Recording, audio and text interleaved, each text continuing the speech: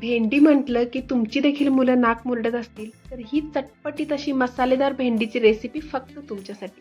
चला तर मग रेसिपीला सुरुवात करूया. सगळ्यात आधी भेंडी अगदी स्वच्छ पाण्याने धुवून घ्यायची आणि एका सुख्या कापडाने पुसून देखील घ्यायची आणि व्हिडिओत दाखवल्याप्रमाणे एका भेंडीचे 2 भाग करायचे आणि त्याला देखील अर्ध्यातून थोडंसं कट करायचं, जेणेकरून त्यामध्ये मसाला व्यवस्थित मुरेल. आता कढईमध्ये थोडंसं तेल घालायचं आणि तेलामध्ये जिरे किंवा कांद्याची फोडणी द्यायची नाही सरळ सरळ चिरून घेतलेली भेंडी त्यामध्ये तळून घ्यायची. तुम्ही एकदा ही रेसिपी बनवली तर भेंडी तुम्ही साध्या प्रकारे अजिबातच बनवणार नाही, कारण की तुमची मुले देखील ही भेंडी अगदी आवडीने खातील. कारण की ही रेसिपी अगदी सोपी आहे आणि चव देखील अगदी हॉटेल सारखी येईल.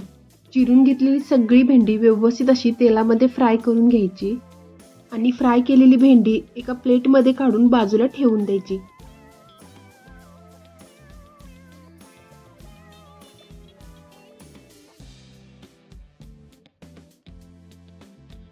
आता सगळी भेंडी तळून झालेली आहे.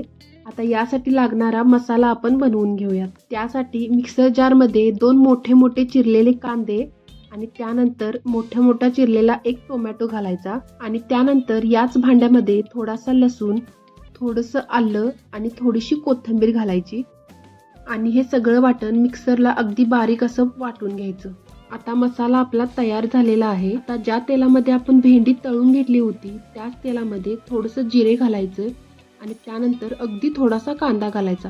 कांदा अगदी थोडासा घालायचा, कारण आपण मिक्सर जारमध्ये आधीच 2 कांदे घातले होते, त्यामुळे तेलामध्ये अगदी थोडासा कांदा घालायचा. कांदा व्यवस्थित भाजला की त्यामध्ये तयार करून घेतलेला मसाला घालायचा. मसाला कांद्यामध्ये अगदी व्यवस्थित असा परतून घ्यायचा आणि त्यानंतर त्यामध्ये चवीनुसार थोडंसं मीठ घालायचं. थोड्या वेळाने थोडीशी हिंग पावडर घालायची, अगदी चिमूटभर हिंग पावडर घालायची आणि त्यानंतर 1 चमचा होईल एवढीशी हळद पावडर घालायची. मसाल्याला तेल सुटेपर्यंत मसाला अगदी व्यवस्थित असा भाजून घ्यायचा आणि त्यानंतर या मसाल्यामध्ये थोडासा गरम मसाला घालायचा. मी येथे किचन किंगचा गरम मसाला वापरलेला आहे, तुम्ही कोणताही मसाला घालू शकता. थोड्या वेळाने यामध्ये 1 चमचाभर होईल एवढासा सॉस घालायचा. सॉसमुळे भाजीला अगदी गोडसर आणि आंबट अशी चव येते. परत एकदा मसाला व्यवस्थित असा परतून घ्यायचा आणि त्यानंतर त्यामध्ये चिमूटभर होईल एवढीशी साखर घालायची.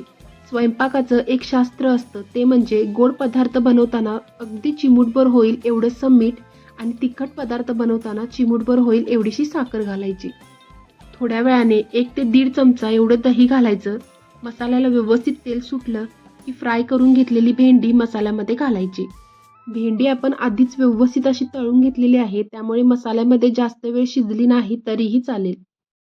भेंडी घालण्याआधी मसाल्यामध्ये 1 ते 2 चमचे लाल तिखट घालायचं होतं, पण ते मी विसरले होते.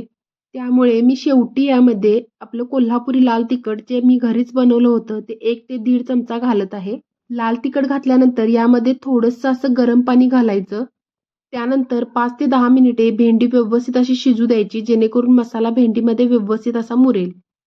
शेवटी थोडीशी कोथिंबीर घालायची आणि अशा प्रकारे व्यवस्थित अशी शिजलेली, चमचमीत आणि चटपटीत अशी आपली मसाला भेंडी तयार आहे. ही साधी व सोपी रेसिपी तुम्हाला कशी वाटली हे मला कमेंट करून नक्की सांगा. व्हिडिओ आवडल्यास व्हिडिओला लाईक आणि माझ्या चॅनेलला सबस्क्राईब करायला विसरू नका. परत भेटू अशाच एका साध्या व सोप्या रेसिपीसोबत. धन्यवाद.